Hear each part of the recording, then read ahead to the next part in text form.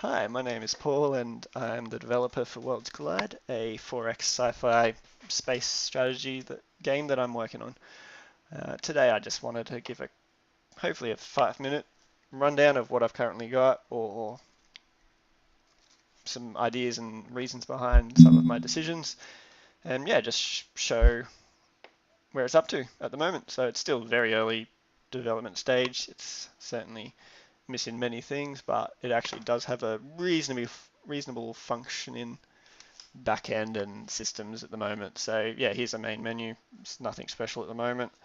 A lot more to add, and definitely plan to have a lot of the standard things from custom races to more details or a preview of your galaxy generation and things like that. But I'll start with a small galaxy and 2 AI to just hopefully get into things quickly. Alright, so here we have the start of the game. Starts off standard galactic view. And yeah, you start with one planet. This has got more ships than you'd normally have, but just for my testing and things like that, I've set that up. So here, just at a glance, I can already see I've got 2 colonizable planets in range. None of this has really been balanced at the moment, but that's to work out later. But yeah, you can see just because I've got that blue highlight around them, that means it's actually colonizable, because if I find another planet that's not colonizable, it just won't have that. But that's if I find one. So yeah, for now I'll just work out, you get your basic stats, how habitable it is, which is basically population growth modifier, and the resources it has. Now, these are always in the same position, so at a glance, once you know it and which ones you need, it'll be easy, but I might expand this further or make it easier to read if we need to. And this one is more habitable and pretty good resources as well, so I will take that one. General control is a standard right-click menu. Still early, but hopefully it'll be useful. It shows, jump to option that you can just align your ship.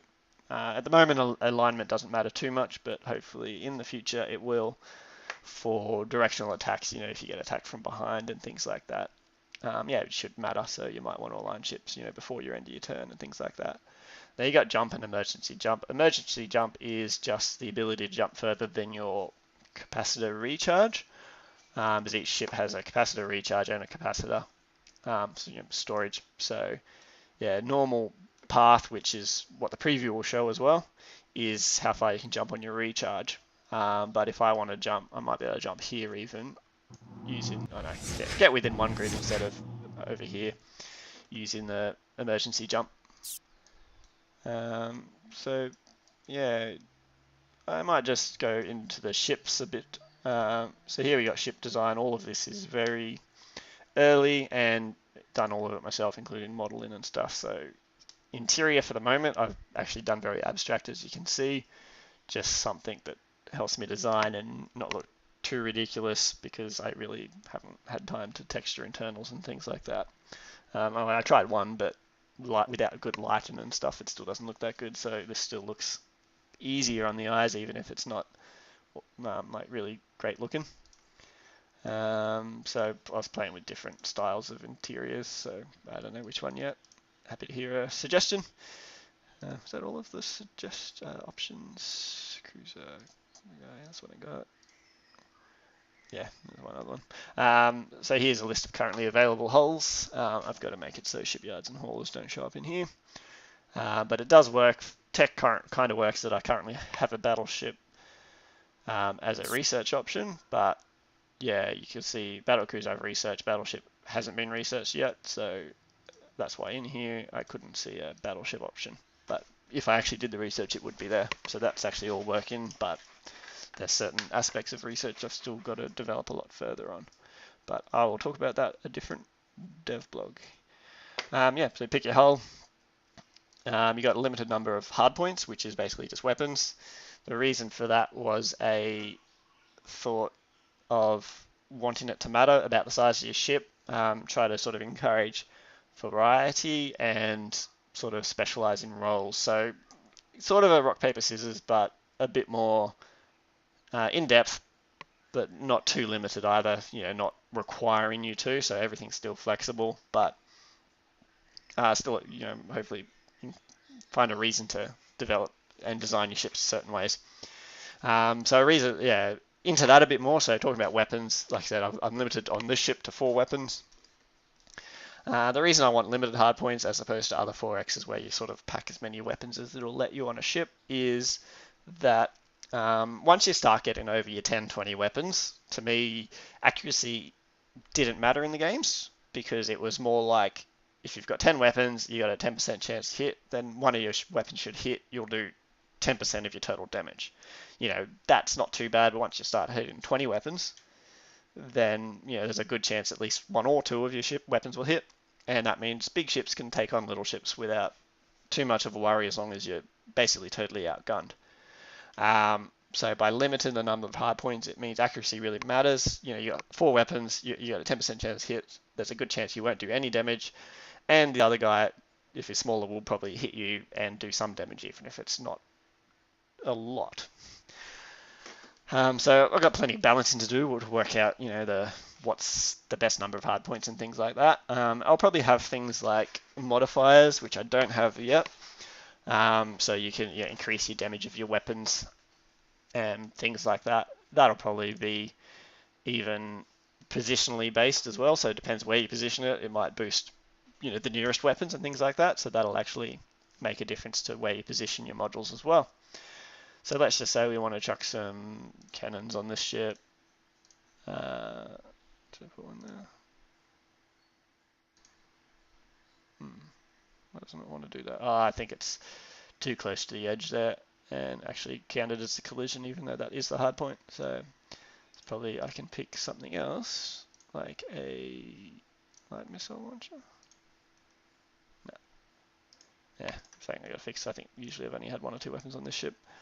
And then always a choice, you know, you wouldn't always want to max out your weapons because a few things like jump range and capacitor used for jump in is actually based on the mass of the ship, and every module adds mass. So if you wanted a scout, you might only add 2 weapons, pack it full of capacitors and jump engines because you'll actually require, that's a placeholder. Let's go engines. So we've got jump drive.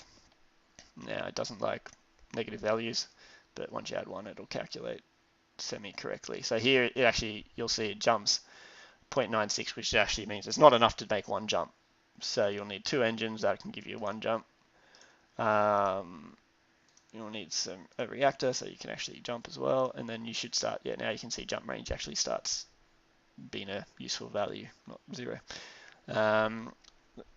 We've got a tooltip here. It says, you know, average jump range, and in brackets is the maximum jump range. Now, obviously, maximum jump range is if you use your whole capacitor, and average is just your recharge amount. So you can do your average jump forever. You can't do your max jump, obviously, consecutively. Capacitor, we might want, what do you got? Cap recharge 960. Capacitor, you don't even have enough capacitor to hold your recharge, so we increase that. And that should make it a lot more useful. I don't know if they can fit here. I will have the option to even scale modules as well, so you can have smaller capacitors that fit in smaller spots, but you know, give you less capacitor, things like that. So this guy can jump 8 and max of 8.7. That's not too bad. And is that everything? That might be everything I need. Shows you agility, shows you your damage, your weapons, your tracking, stuff like that. Now here should be a preview of this ship versus, or even per weapon, versus another design you have, and it'll show you accuracy. So at least at a glance, see it cycles through, but I lost the accuracy actual percentage that should show here. So I want little things. It'll just be around your interface to show useful information, but also make it look like there's stuff there to look at. Now let's name the ship Fredo for sure. And currently it's saved here. I don't know if that's weird and people won't know what it means, or if a very simple tutorial, or yeah, we'll show it anyway. I don't know, but currently it's that.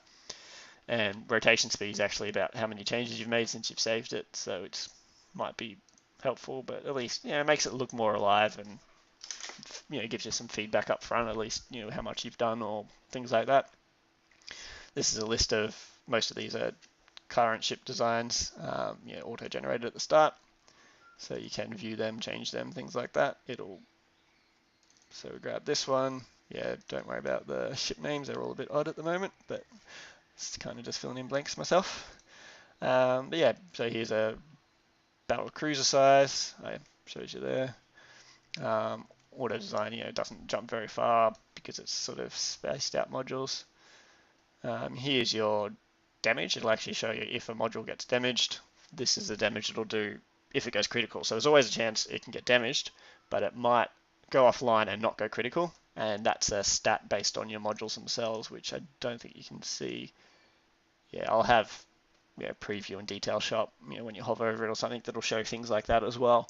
So, you might have a better capacitor, but it's got a high chance of going critical if it gets destroyed or something like that. So, choices to make in there as well. So here you can see, basically, if this went critical, it won't instantly destroy any other modules. However, if this goes critical, you jump drive, it will destroy these two first hit, and that will set off a chain reaction if these go critical. So there's always an if as well. So if this blows up, it will destroy this.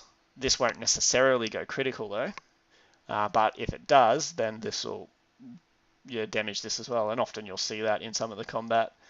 When something goes critical, you'll see multiple explosions inside basically as it sort of explodes outwards, but it won't necessarily always destroy your ship either. So yeah, this is the sort of level I've got at the moment with the ship design. Hopefully, again, I've got some, if I make a slight change, goes orange, shows you it's modified here. I can update the current design, which won't update your live ships, I think. Or I can name it as 2, and yeah, then I can just save it as a new design. Still got to play with that. I'm sure there's situations you do it and it won't work properly. But if I do that, you'll now see Steamer 2 here as an option, as is Freddo. That ×4 shows how many active ships you have with that design, as well as down the bottom right. So here you've got 4 active. Again, GUI is still early. You can make designs obsolete here. But yeah, that's probably the basic of the ship design.